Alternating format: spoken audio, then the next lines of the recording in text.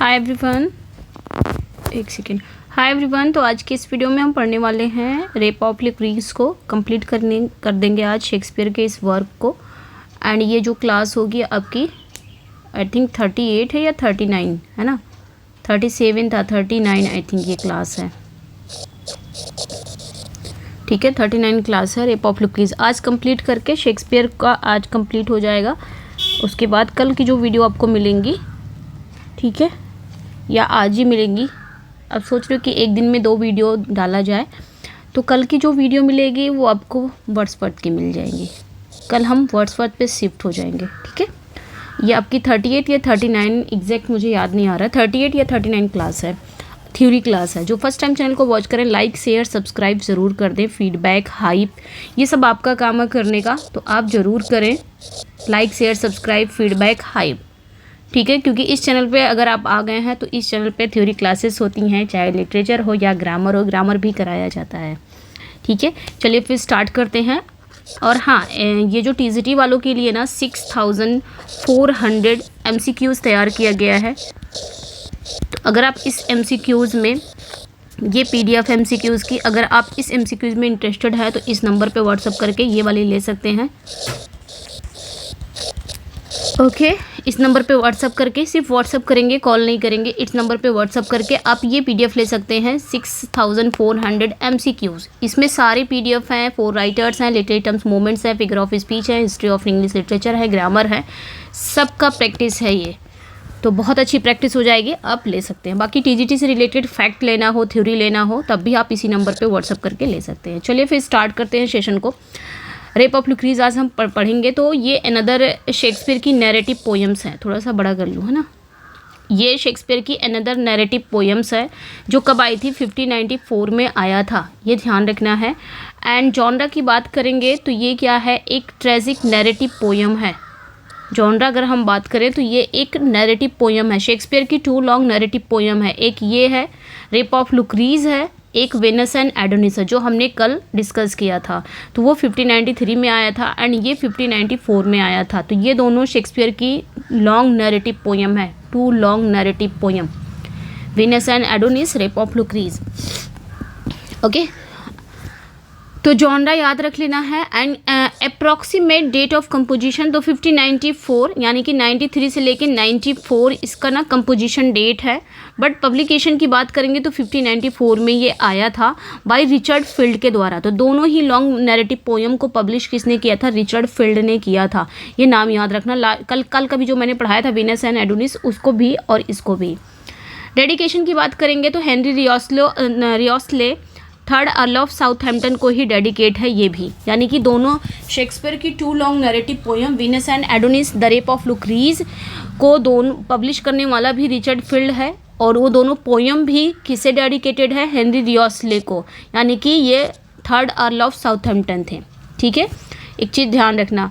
अच्छा, शेक्सपियर ने जब वेनस एंड एडोनिस लिखा था, जो कल हमने पढ़ा था, है ना, वेनस एंड एडोनिस, तो उसमें उन्होंने क्या लिखा था, डेडिकेशन में एक लाइन लिखी थी ना, the first year of my invention, है ना। वेनस एंड एडोनिस को उन्होंने कहा था कि ये मेरी पहली इन्वेंशन है, the first year of my invention. यहाँ पे जब इन्होंने रेप ऑफ लुक्रीज को इन्होंने हेनरी रियोस्ले को डेडिकेट किया, तो यहाँ पे इन्होंने भी एक वर्ड लिखा जो बहुत इंपॉर्टेंट है।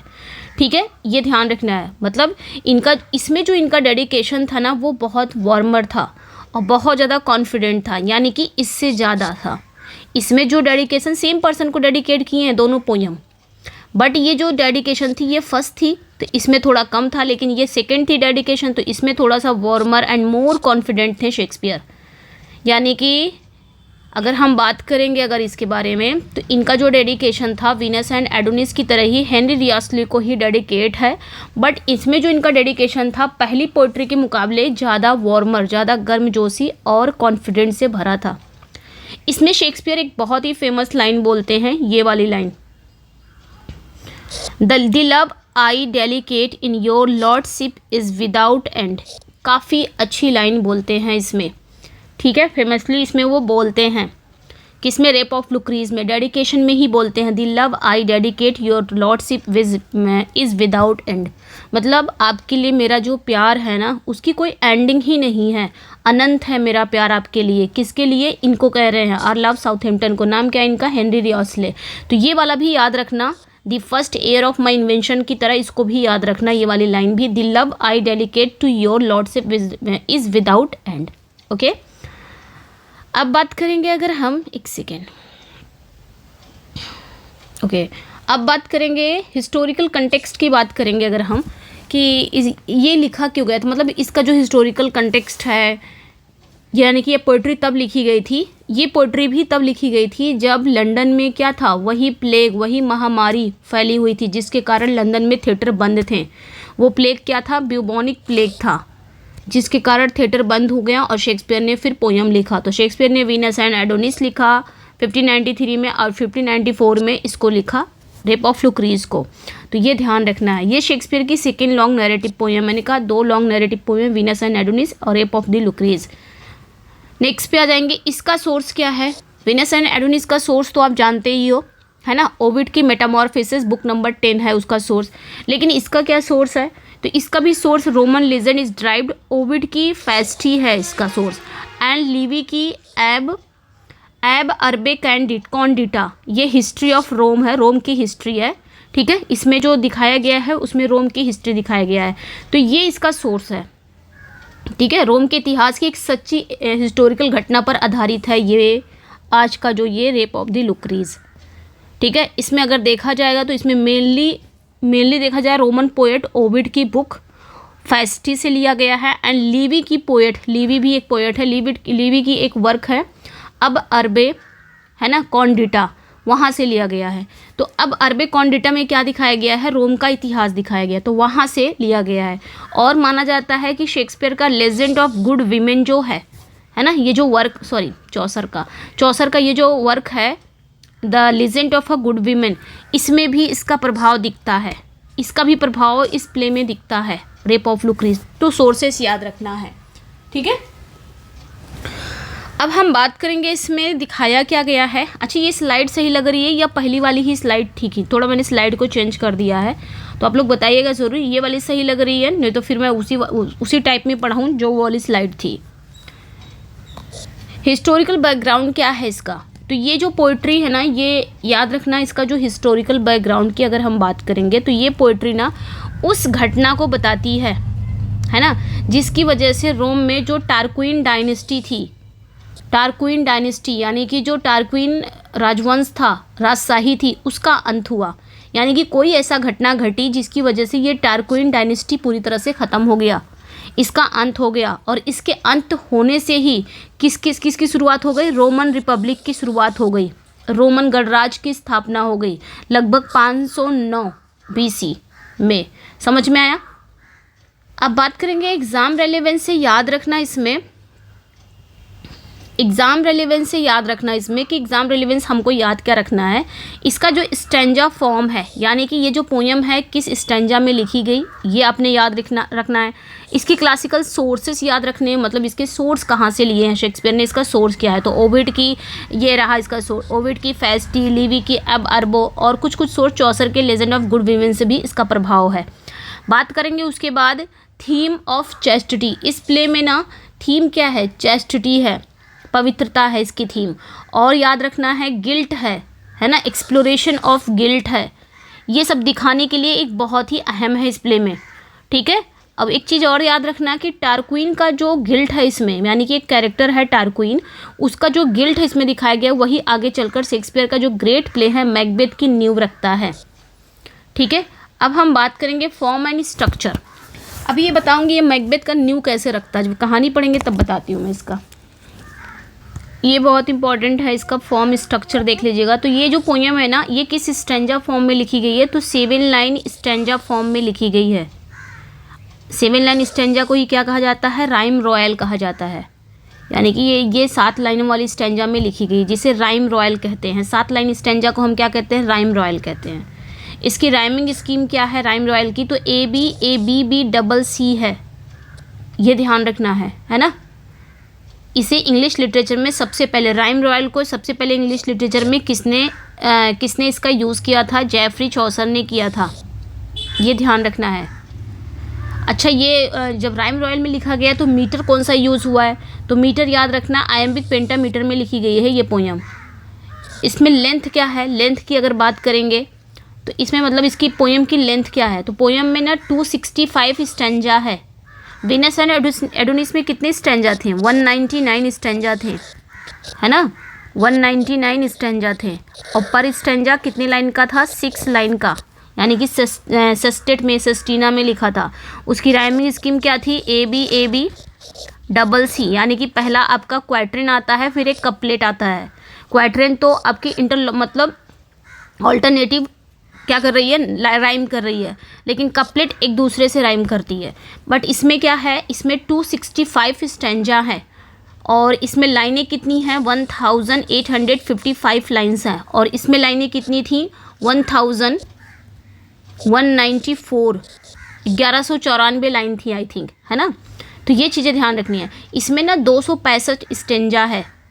265 स्टेंजा जो है, पर स्टेंजा कितने लाइन का है? 7 लाइन का है। इसमें 7 लाइन्स का है पर स्टेंजा। और 7 लाइन का पर स्टेंजा, ये रही rhyming scheme, A B B, इस तरह। यहाँ पे मैं थोड़ा सा समझा दूँ आपको, इस तरह 7 लाइन स्टेंजा, इस तरह।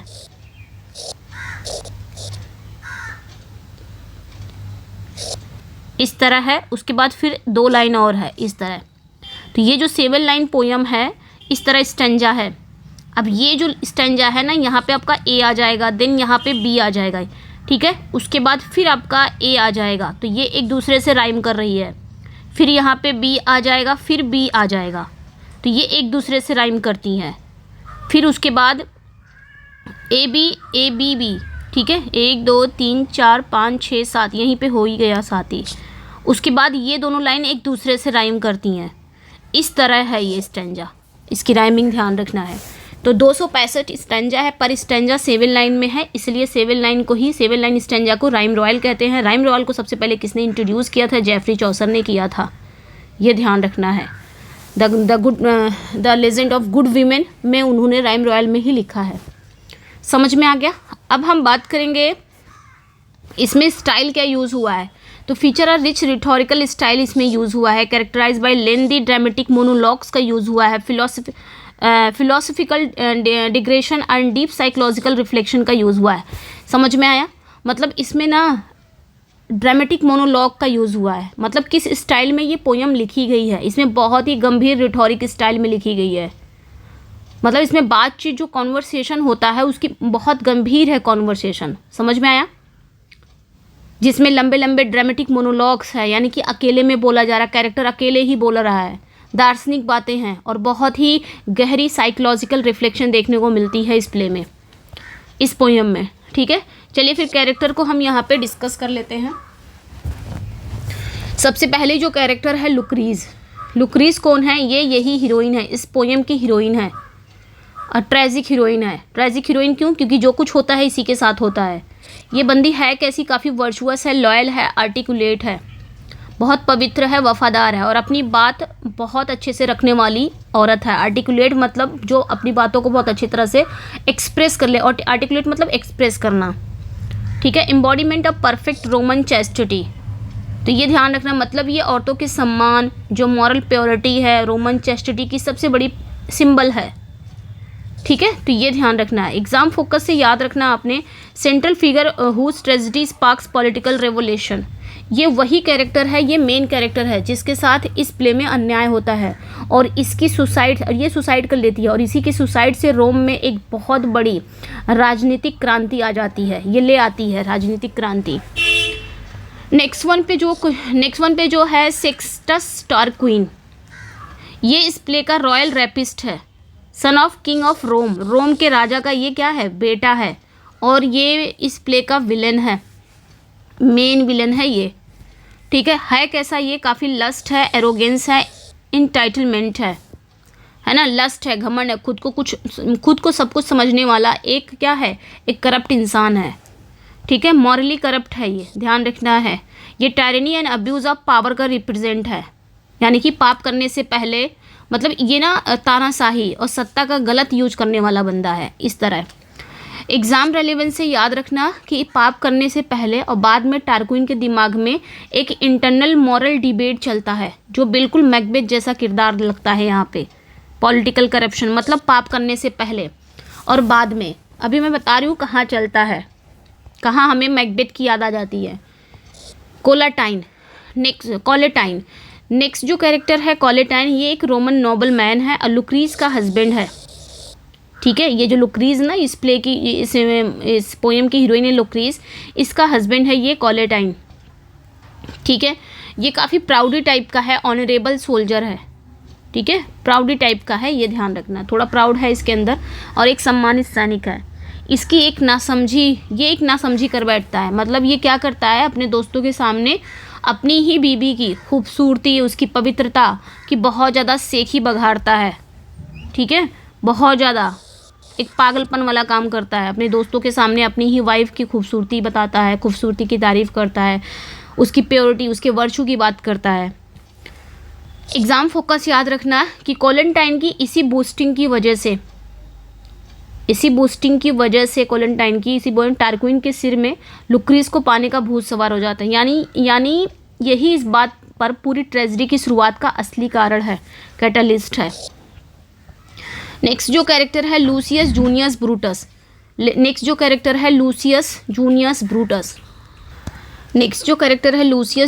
ब्रूटस। ये कौन है, एक रोमन पैट्रियट है एंड रेवोल्यूशनरी लीडर है।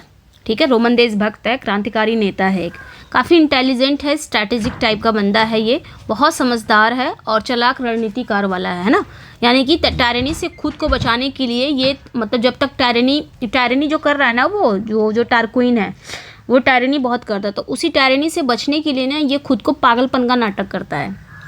लास्ट में याद रखना एग्ज़ाम फोकस से कि जब लुक्रीज जब सुसाइड कर लेती है, तो ये वही इंसान है जो लुक्रीज के इसी पर्सनल दुख को पूरे पॉलिटिकल रेबेलियन में बदल देता है और ये लोगों को भड़काता है और रोम से राजशाही को उखाड़ फेंकता है।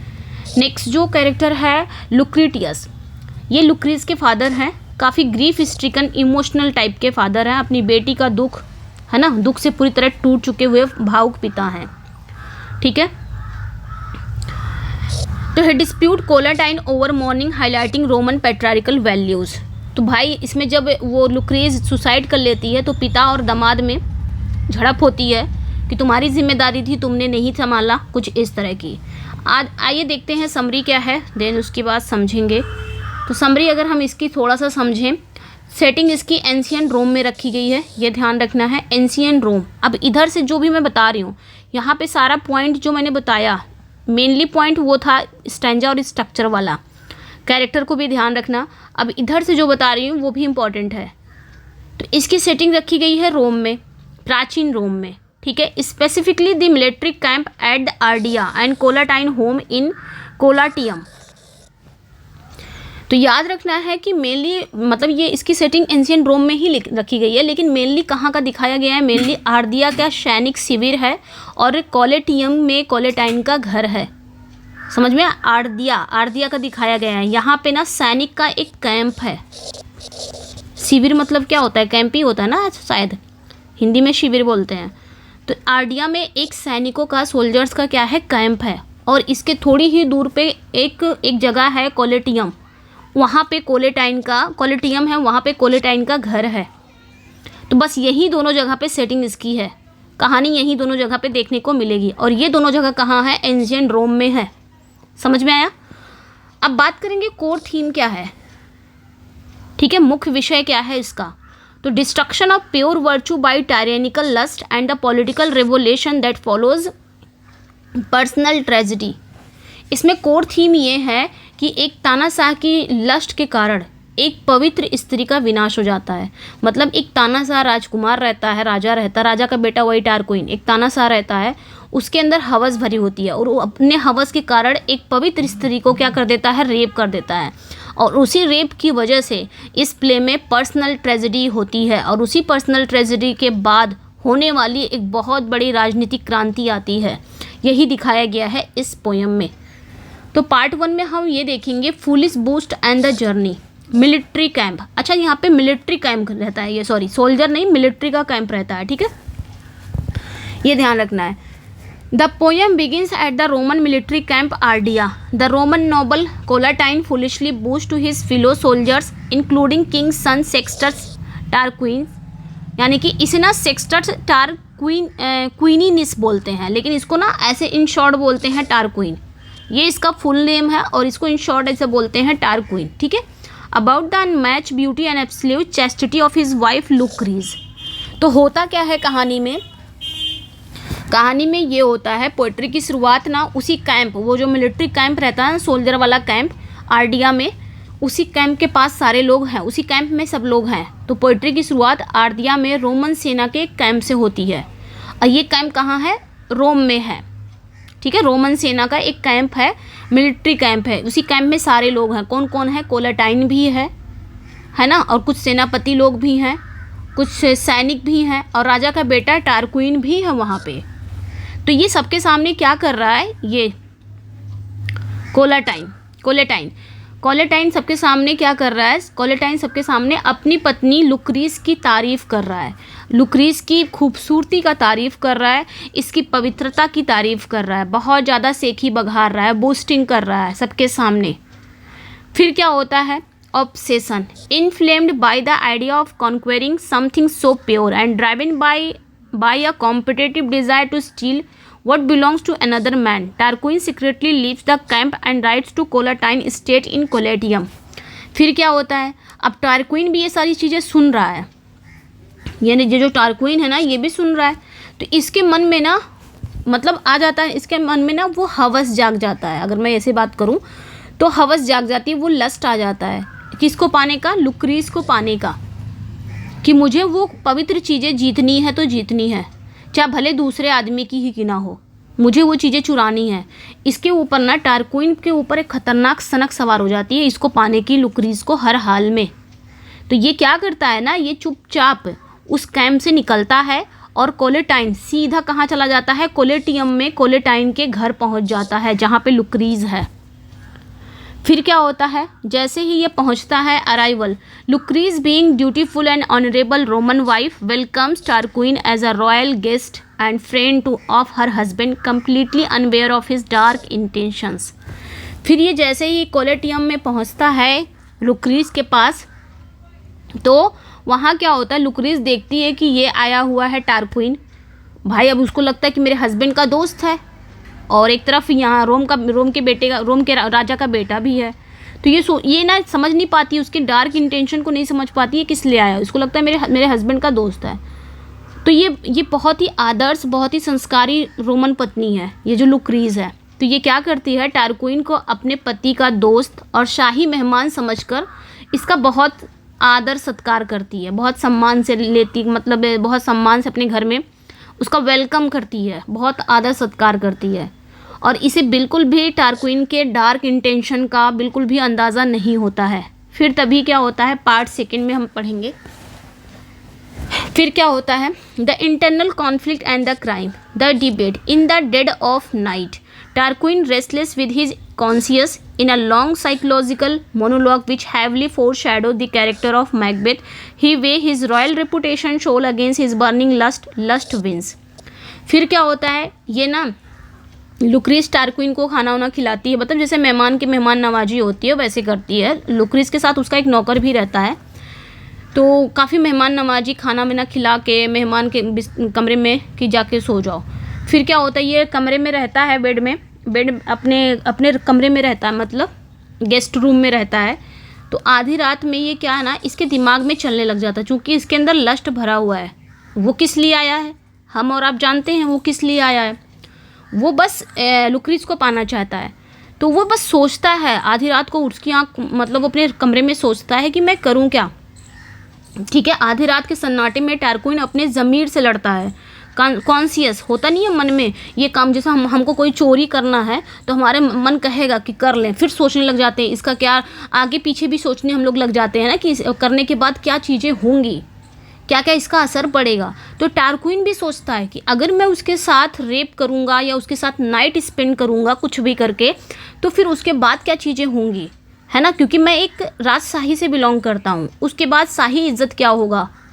मतलब बहुत सारी चीज़ें सोचता है इसके अंदर ना, बहुत सारे, ये खुद ही बात करता है, साइकोलॉजिकल मोनोलॉग करता है यहाँ पे, अपनी ज़मीर से लड़ता है, मैं क्या करूँ। एक तरफ इसका लस्ट भी है। ठीक उसी तरह जैसे मैकबेथ में जब वो किंग डंकन को मारने वाला था तो उसके सामने बहुत सारे कसमकस, एक वर्ड है कसमकस, फंसना, डिलेमा में क्या किया जाए, अब करने के बाद अंजाम क्या होगा। तो मैकबेथ भी जब किंग डंकन को मारना था ना, तो इसी कसमकस, ऐसे ही कसमकस में फंसा था कि मार दूंगा, मारना नहीं चाह रहा था लेकिन तब राजा नहीं बन पाऊंगा, और अगर मार दिया तो फिर उसका रिजल्ट क्या आएगा। ठीक उसी तरह यहाँ पे टारक्विन भी फंसा हुआ है, लेकिन इरादे दोनों के अलग हैं। उसको गद्दी पाना था, इसको यहाँ पे ये लस्ट पे बेचारा क्या है, मजबूर है। अब यहाँ पे क्या चीज़ें होती हैं, फिर काफ़ी कुछ सोचता है कि मुझे क्या करना चाहिए, लेकिन सब कुछ सोचता है कि क्या होगा क्या नहीं होगा, शाही इज्जत क्या जाएगी। फिर वो क्या करता है ना, सोचते सोचते अकेले में ही बोल रहा है, हाँ, अपनी ज़मीर से लड़ रहा है, अकेले में बोल रहा है। फिर वो अपनी शाही जो इज्जत है, अपनी आत्मा को एक तरफ रखता है और अपनी जो हवस है उसको एक तरफ रखता है ना, अपनी हवस को दूसरी तरफ रखता है। तो ये एक साइकोलॉजिकल कसमकस बिल्कुल वैसे ही जैसे बाद में शेक्सपियर के प्ले मैकबेथ में देखने को मिलती है। लास्ट में क्या होता है, उसकी लस्ट जीत जाती है, वो सोचता है छोड़ो हटाओ, अभी जो मन कर रहा है वो करना है, क्या होगा वो नहीं देखना है। इस तरह यहाँ पे टारक्विन सोच लेता है, लास्ट में उसकी जो लस्ट है वो जीत जाती है। फिर क्या होता है, Tarquin sneaks into Lucrece bed chamber, he wakes her and threatens her, if she does not submit to him he will murder her and a slave, place them in bed together and claim he killed them to defend Collatine's honour, trapped between physical death and eternal disgrace to her family's name, Lucrece is raped by Tarquin। फिर क्या होता है, Tarquin जाता है, Tarquin चुपके से लुक्रीज के bedroom में घुस जाता है और उसे जगाता है और उसे जगा के धमकी देता है। डर जाती है ये, फिर उसे जगा के धमकी देता है। तो उसके बाद यहाँ पे जो लुक्रीज है वो जान जाती है इसके इंटेंशन को, ये करना क्या चाह रहा है। तो यहाँ पे ये इसको धमकी देता है कि अगर उसने, मतलब वो कहता है कि अगर तुमने मेरी बात नहीं मानी तो मैं तुम्हें और तुम्हारा जो गुलाम है उसको मार डालूंगा और तुम दोनों को मार के इसी बेड पर एक साथ लिटा दूंगा और दुनिया से कहूँगा कि ये दोनों, और दुनिया से कहूँगा कि मैंने इन दोनों को मार दिया। किस वजह से मार दिया, कोलेटाइन की ऑनर के। ये कोलेटाइन कौन रहता है, ये लुक्रीज का हस्बैंड है, ठीक है, कि कोलेटाइन के ऑनर यानी कि कोलेटाइन के इज्जत बचाने के लिए मैंने इन दोनों को मार दिया, क्योंकि मैंने इन दोनों को आपत्तिजनक हालत में देखकर मार दिया। तो इससे क्या होता है कि कोलेटाइन की बेइज्जती होती, इसलिए मैंने मार दिया। इस तरह की धमकी देता है कौन, लुक्रीज को ये धमकी देता है कोलेटाइन कि अगर तुमने मेरी बात नहीं मानी तो मैं ऐसा ही करूँगा। तो अपने मतलब यहाँ पे लुक्रीज क्या सोचती है कि मतलब यहाँ पे लुक्रीज को ऐसे ये धमकाता है, फिर लुक्रीज अपने मौत और अपने परिवार के नाम पर हमेशा के लिए लगने वाले कलंक से बचने के बीच फंस गई है। तो लुक्रीज के साथ टारक्विन बलात्कार कर देता है, रेप कर देता है। अब ये सोचती है कि अगर मैं इसकी बात नहीं मानूंगी तो ये इस तरह करेगा तो ज़िंदगी भर के लिए मैं तो रहूँगी नहीं, मुझे तो मार देंगे, ज़िंदगी भर के लिए मेरे पर और मेरे परिवार पर एक कलंक लग जाएगा जो कि गलत कलंक लगेगा।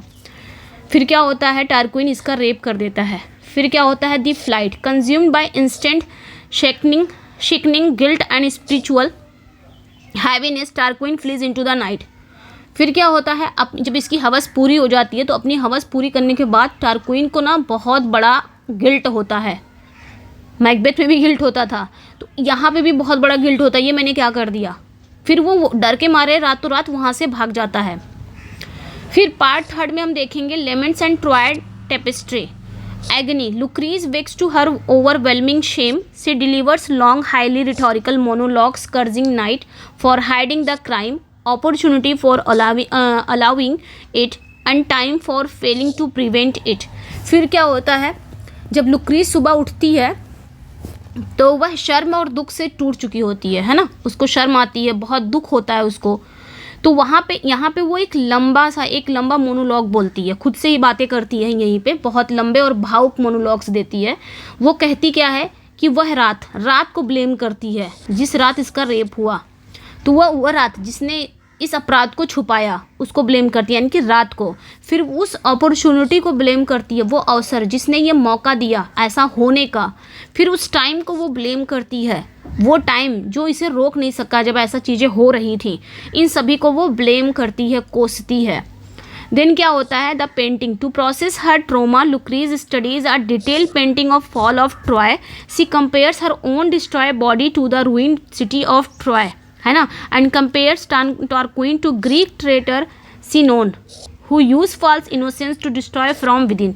इसके बाद वो मतलब अपने गहरे सदमे में चली जाती है जो लुक्रीज है, ठीक है। फिर क्या होता है, वो इस गहरे ट्रोमा को समझने के लिए लुक्रीज ट्रॉय के एक पेंटिंग को देखती है। वहीं पे एक पेंटिंग टंगी रहती है, ये उस पेंटिंग में ना ट्रॉय का रहता है ना, ट्रॉय का फॉल ऑफ ट्रॉय रहता है, यानी कि ट्रॉय जो रहता है, ट्रॉय शहर, ठीक है, वो ट्रॉय शहर की पेंटिंग रहती है, जो पेंटिंग वो देखती है।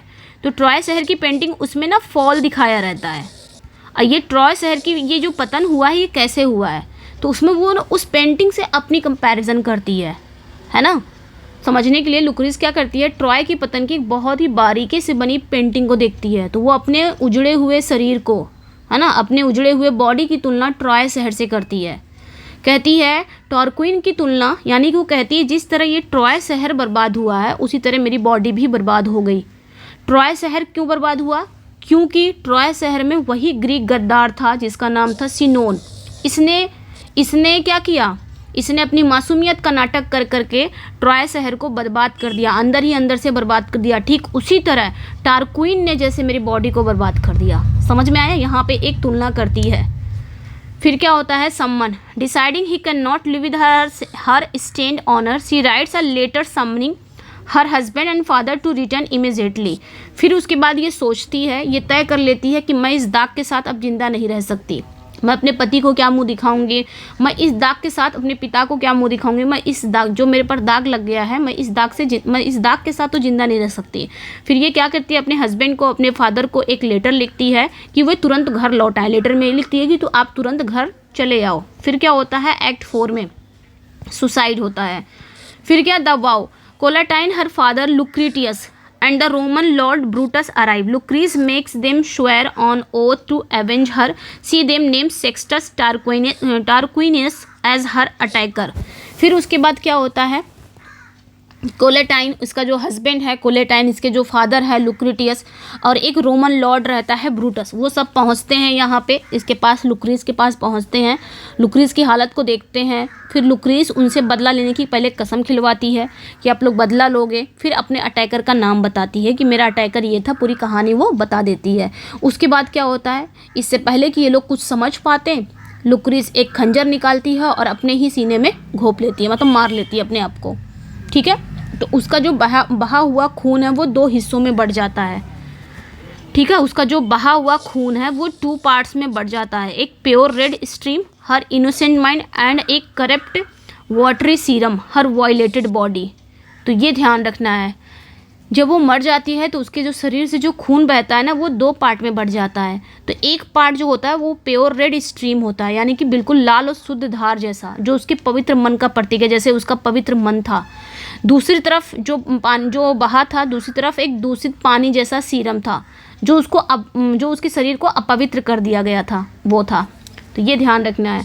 उसके बाद क्या होता है, while Collatine and Lucretius paralyse themselves his grief, Lucius Junius Brutus drops his long held facade of foolishness.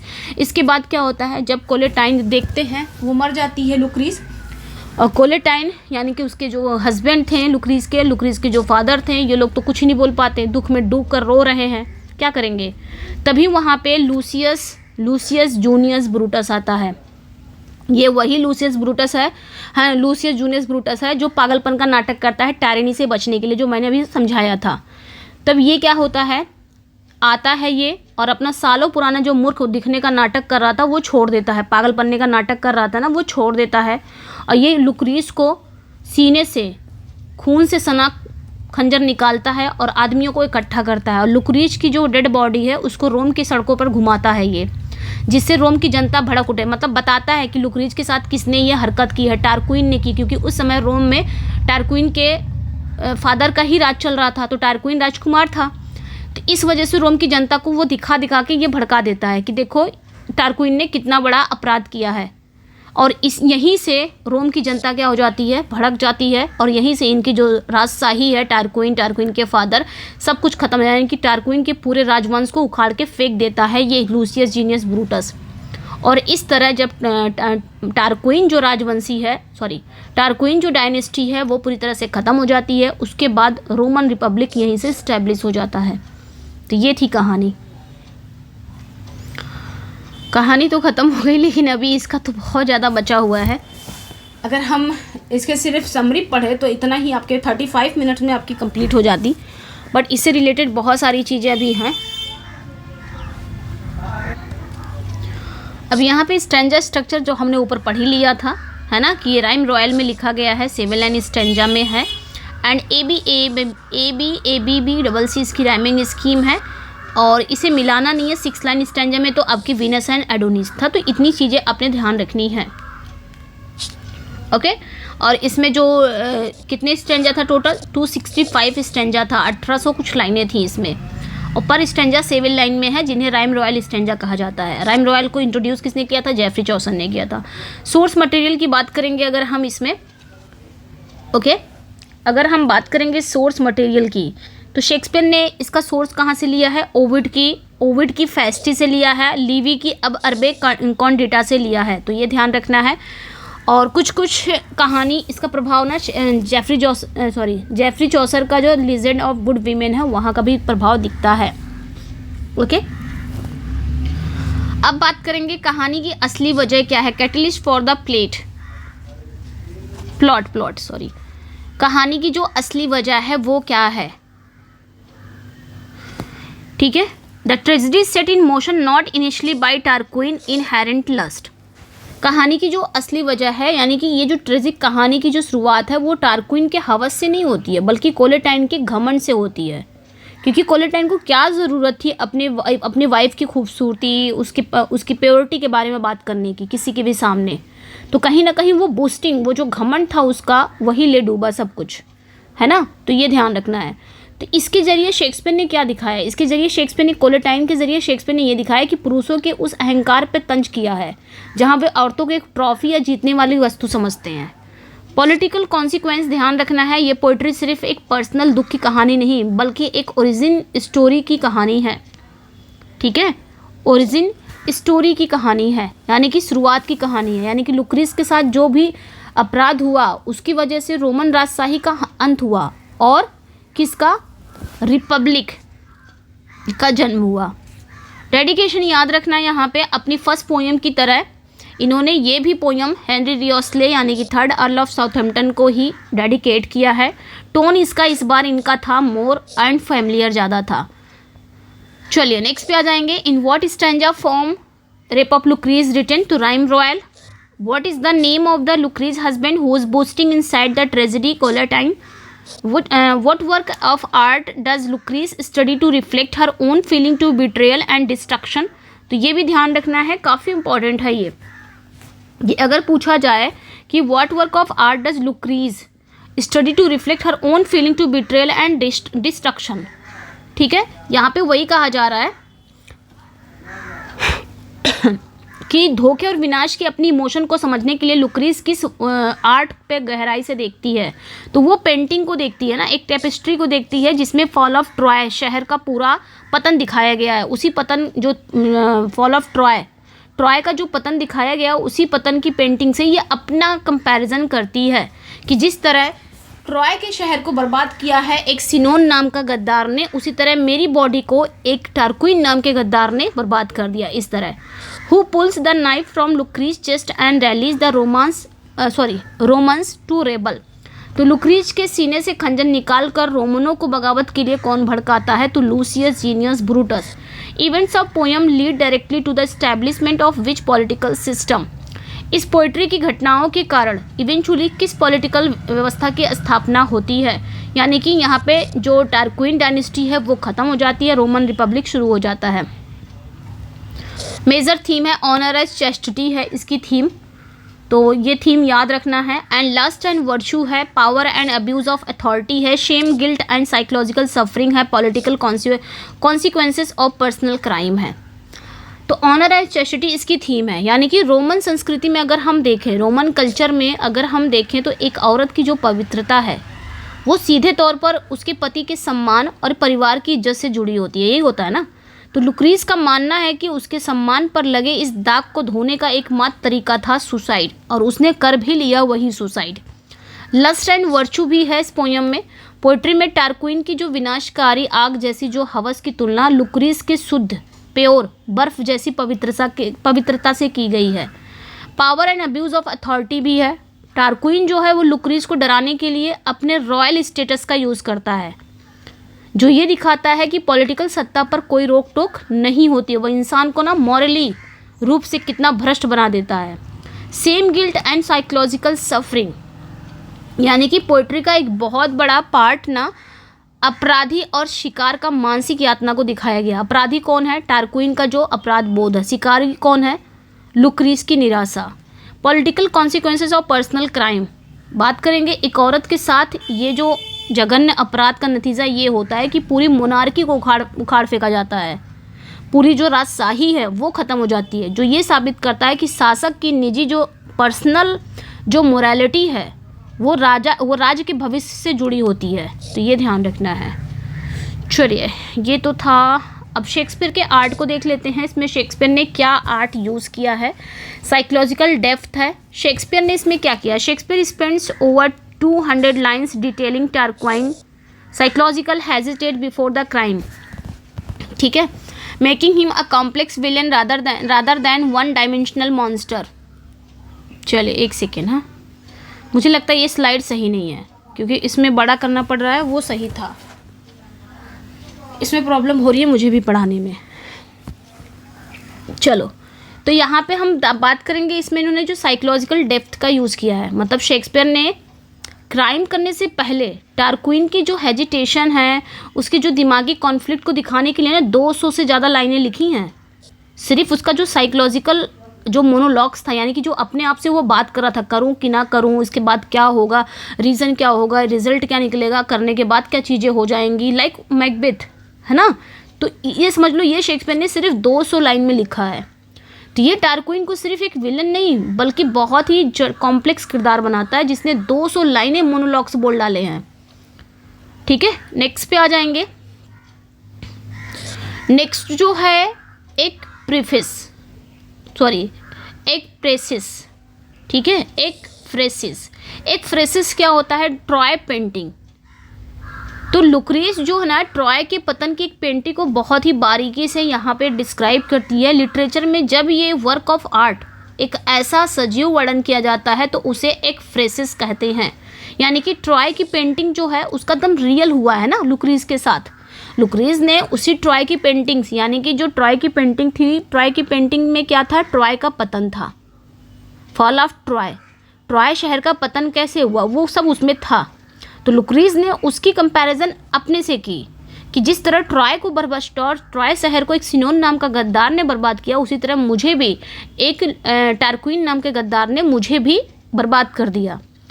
तो वहाँ पे तो एक पेंटिंग थी, लेकिन यहाँ पे शेक्सपियर ने एकदम सजीव दिखाया उसका। तो इसे हम क्या कहते हैं? यूके फ्रेसिस कहते हैं।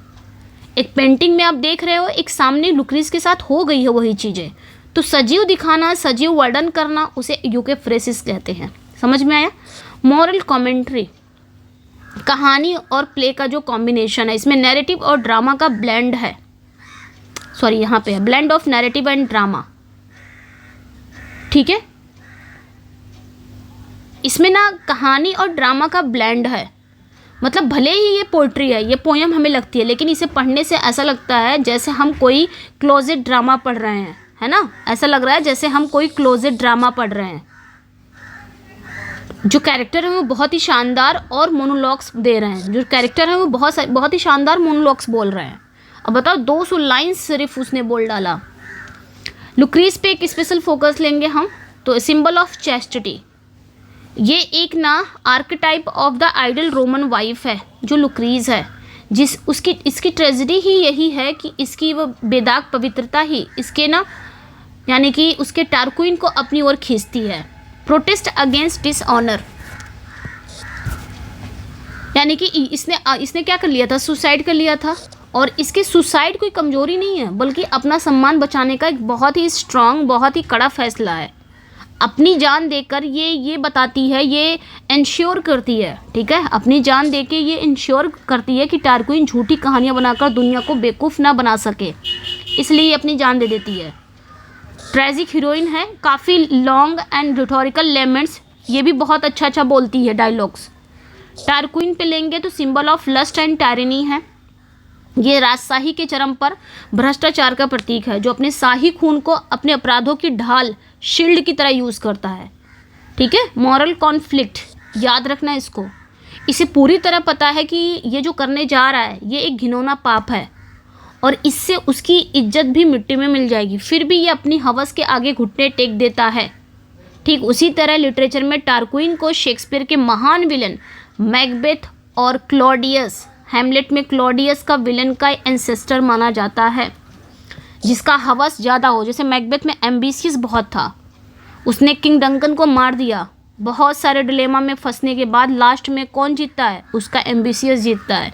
उसी तरह टारक्विन भी है, ये बहुत सोचता है कि ये घिनौना पाप करने जा रहा हूँ, मेरी इज्जत मिट्टी में मिल जाएगी, मेरा पूरा राजशाही ख़त्म हो जाएगा, सब पता था, लेकिन उसके बाद भी इसका लस्ट जीतता है, ठीक है।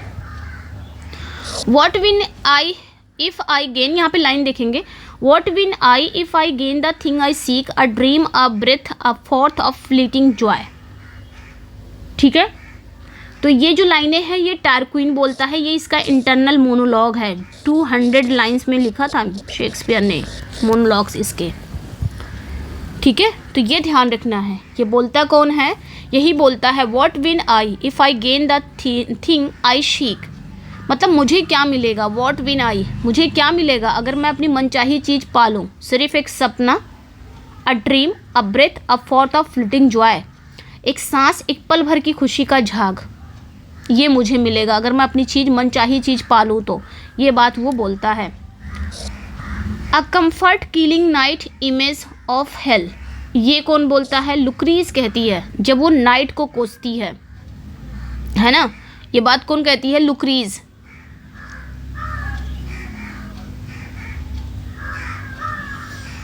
एक सेकेंड, कुछ छूट रहा है क्या, अच्छा इसकी मीनिंग बता दे रही हूँ। His realisation that the momentary pleasure of flesh is not worth the eternal damnation of soul and reputation. देखिए यहाँ पे जो ये जो टारक्विन है ये कहता क्या है, व्हाट विन आई, कहने का मतलब मुझे क्या मिलेगा अगर मैं अपनी मनचाही चीज़ पा लूँ, तो ये टारक्विन कहता है, ये टारक्विन का इंटरनल मोनोलॉग है, वो अपने आप से बोलता है, ठीक है, जो ये दिखाता है कि उसे पता है कि पल भर की हवस के लिए वो हमेशा के लिए नर्क में जाने वाला है, उसके बाद भी वो करता है काम। ये जो बात बोलती है comforting killing night image of hello, ये लुक्रीज कहती है कि हे सुकून को मारने वाली रात, नर्क की परछाई, है ना। ये आफ्टर रेप कहती है, after the rape cursing darkness that did Tarquin's crime, ये जब नाइट को किसको किसको कर्ज करती है, नाइट को, अपॉर्चुनिटी को, है ना, टाइम को, तीन चीज़ को ये कर्ज करती है, नाइट कोसती है, नाइट, अपॉर्चुनिटी एंड, और किसको, नाइट, अपॉर्चुनिटी एंड टाइम को। वो नाइट जब उसके साथ रेप हो रहा था तुमने क्यों नहीं रोका, वो मौका जब वो कर रहा था तुमने क्यों नहीं रोका, क्यों तुमने मौका दिया, वो समय ने क्यों नहीं रोका, ऐसा होते हुए, ठीक है। तो यहाँ पे देखेंगे O comfort killing night image of hell, तो ये बोलती है यही, हे सुकून को मारने वाली रात, नर्क की परछाई। तो आफ्टर द रेप लुक्रीज ये बात बोलती है, वो उस अंधेरे को कोस रही है, उस नाइट को कोस रही है जिसने टारक्विन के पाप को दुनिया से छुपा लिया, ठीक है। आगे देखेंगे to show the bloodied body of Lucrece and so beginning at the Collatine let us go sound a Roman god's विदल। तो ये ब्रूटस बोलता है, ब्रूटस जीनियस ब्रूटस बोलता है ये बात, है ना। ये पॉलिटिकल क्रांति का आह्वान कर रहा है, जहाँ वो लुक्रीज की बॉडी को एक शहीद के रूप में यूज़ कर रहा है, ठीक है, क्योंकि इसको ना इसको मौका मिल जाता है ये इसका लुक्रीज की टायरेनी को हटाने का, तो ये इसी का फ़ायदा उठा के कि इतना अच्छा मौका नहीं मिलेगा, इन लोग की टायरेनी, इन लोग की राजशाही हटा दो, क्योंकि उन्हीं की टायरेनी से बचने के लिए पागलपन का नाटक कर रहा था। For by our ears our hearts oft tainted be, तो ये कौन कहता है? ये नरेटर भाई, यानी कि ये बताता है, ये कहने का मतलब ये है कि अक्सर हमारे कानों, यानी कि शेक्सपियर ही कहते हैं, अक्सर हमारे कानों के रास्ते ही हमारे दिलों में जहर भरता है, ये ध्यान रखना। बाई बहुत अच्छी लाइन है, for by our ears our hearts oft tainted be, अक्सर क्या होता है हमारे कानों के रास्ते ही हमारे दिलों में जहर भरता है, मतलब सुनेंगे कोई चीज़ तभी ना हमारे अंदर जाएगी वो चीज़ें। जो ये बताते कि कैसे कोलेटाइन की सेखी भगाने वाले बातों से टारक्विन के दिल में हवस का जहर भर दिया था। कहीं ना कहीं उसके हस्बैंड की गलती थी लुक्रीज की, उसको क्या ज़रूरत थी सेखी भगाने की, तो ये ध्यान रखना है। नाइट एंड डार्कनेस को कोसती है, नाइट को कोसती है ना, ये बार बार कहती है ना, नाइट एंड डार्कनेस को कोसती है। ब्लड है, रोमन पॉलिटिकल सिंबॉलिज्म है। अब यहाँ पे हम देखेंगे क्रिटिकल व्यूज़ है, कौन क्या किसने क्या कहा है, थोड़ा सा ये भी देख लेते हैं। तो contrast with Venus and Adonis, critic view Venus and Adonis as a poem about female lust and comedy, while Lucrece its dark mirror a poem about male lust and treasury. मतलब यहाँ पे क्या है, क्रिटिक क्या कह रहे हैं कि अभी मैंने जो लास्ट कल पढ़ाया वीनस एंड एडोनिस, तो क्रिटिक कहते हैं वीनस एंड एडोनिस को एक औरत की हवस दिखाया गया और कॉमेडी वाली पोइट्री मानते हैं, जबकि लुक्रीज उसका बिल्कुल डार्क उल्टा है। यहाँ पे एक आदमी की हवस को दिखाया गया है जो एक भयानक ट्रेजेडी की कहानी है। एक्सप्लोरेशन ऑफ मॉरल साइकोलॉजी, तो मॉडर्न क्रिटिक क्या कहते हैं? Modern critic praise the poem for its deep almost cynical dissection of guilt, trauma and psychological of rape. तो उनका भी यही कहना है, जो मॉडर्न साइकोलॉजी हैं इनका भी यही कहना है, ये इस पोएम की deep almost cynical dissection of guilt, trauma, psychological of rape, इसकी तारीफ़ करते हैं।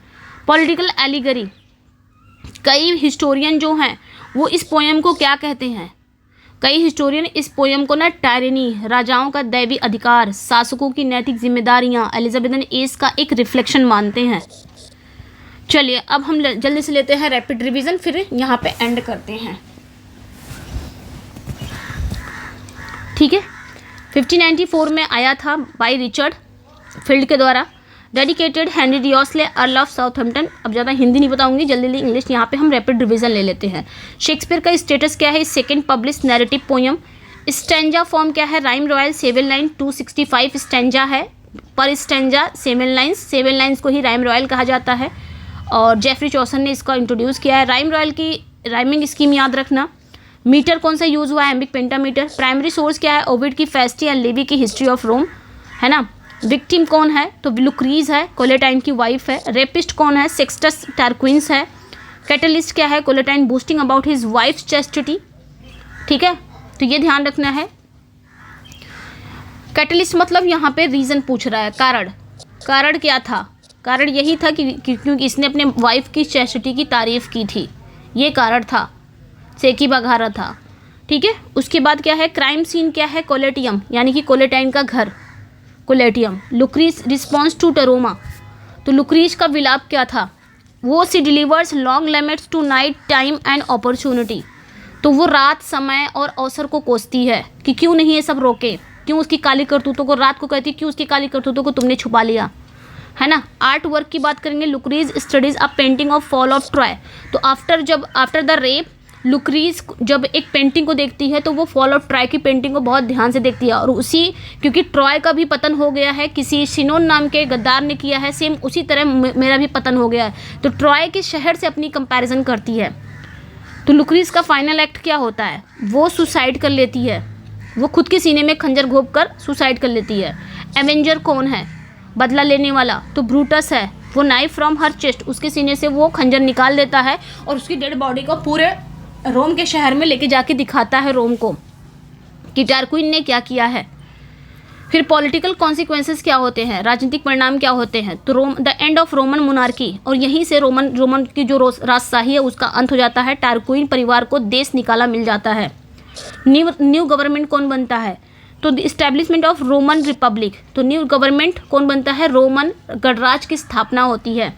टारक्विन का मोटिवेशन क्या होता है, uncontrollable lust mix with desire to conquer what belongs to another. Dedication मतलब ये अपने लस्ट को कंट्रोल नहीं कर पाया। डेडिकेशन टोन इसका क्या है, डेडिकेशन टोन तो warm declaring what I have, ये लाइन याद रखना, ठीक है, ये ध्यान रखना। मतलब जब इन्होंने इस पोयम को रेप ऑफ लुक्रीज को शेक्सपियर ने थर्ड एर्ल ऑफ यानी कि हेनरी रियोस्ली को ही डेडिकेट किया है, तो काफ़ी जब इस बार जब डेडिकेट किया सेकंड पोएम उन्होंने डेडिकेट किया तो काफ़ी वार्मर थे, काफ़ी ज़्यादा डिक्लेयर थे। और ये लाइनें उन्होंने बोली, what I have done is yours, ठीक है, ये लाइनें बोली। और जब वीनस एंड एडोनिस को उन्होंने डेडिकेट किया तब क्या बोले थे डेडिकेशन में, first air of my invention कहा था। तो ये दोनों लाइनें याद रखनी। कंपेनियन पोएम कौन सी है, तो वीनस एंड एडोनिस की, ठीक है, तो ये ध्यान रखनी है बच्चे। बाकी यहाँ पे आपका rhyme royal versus Venus and Adonis, leper of Lucrece, ये ध्यान रखना है। 6th लाइन में आपकी वीनस एंड एडोनिस है और 7th लाइन में आपकी रेप ऑफ लुक्रीज है। सोर्स इसका याद रखना है कि पूछा जाएगा। लुक्रीज का तो लिवी एंड ओविड की फेस्टी है, ठीक है, इसको मिलाना नहीं है हॉलिंसेड क्रॉनिकल से, प्लूटार्क से, ठीक है। Trap number 3 role of Brutus, तो this is Lucius Junius Brutus, founder of republic, not Marcus Brutus from the play Julius. तो ये जो नाम है ना, ब्रूटस नाम है, ये जो लूसियस जूनियस ब्रूटस है ये इसमें है, रेप ऑफ लुक्रीज में है। और एक आपका मार्कस ब्रूटस है, वो जूलियस सीजर में है। आउटकम क्या है, poem does not end the Tarquin's death on the page, Tarquin की डेथ नहीं होती है, देश निकाला उसके परिवार को मिल जाता है। टारक्विन डायनेस्टी खत्म हो जाती है, उसके बाद रिपब्लिकन है ना, रोमन गणराज आ जाता है, ठीक है, तो बैनिशमेंट कर दिया जाता है, ये ध्यान रखना। फिर न्यू गवर्नमेंट आ जाती है। तो ये थी कहानी, कैसी लगी मेरी जुबानी, आप लोग बताना अपनी जुबानी कैसी लगी ये कहानी। ओके, चलिए फिर मिलते हैं नेक्स्ट वीडियो में। Thank you for watching, bye bye.